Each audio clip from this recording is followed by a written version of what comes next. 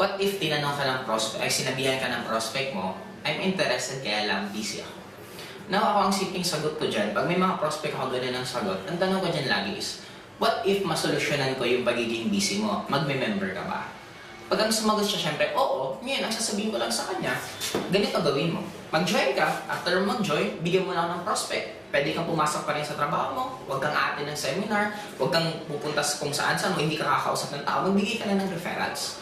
Pag ang sagot niya na, yun, magbibigay lang ng referrals at ang sagot niya is, hindi ka siya makapagbigay kasi busy ako, isa lang ibig sabihin nun, ayaw niyang sumali. Kaya lang siya nagsasabing busy, nahiya lang siya mag-direct yung sagot sa'yo na hindi siya interested. Pero what if ang sagot naman niya, o sige, pwede ako magbigay ng prospect. Ngayon, pag yun ang sagot, ang sunod mong tanong, okay, kailan ka mag-join?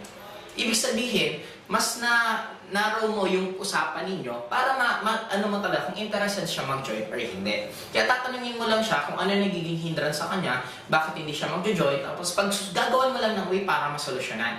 Pero ito, make it a point na pag nag-join siya, tapos sinabihan mo hindi siya ate ng office, hindi siya magre-recruit, magbibigay lang siya ng referral, dapat panindigan mo yon. Huwag mo rin na pag after nag-join, biglang dapat umattend ka, dapat ganito, hindi. Kung ano yung ipapangako mo sa prospect mo at yun ang reason kaya siya nag-join, dapat yun ang panindigan mo.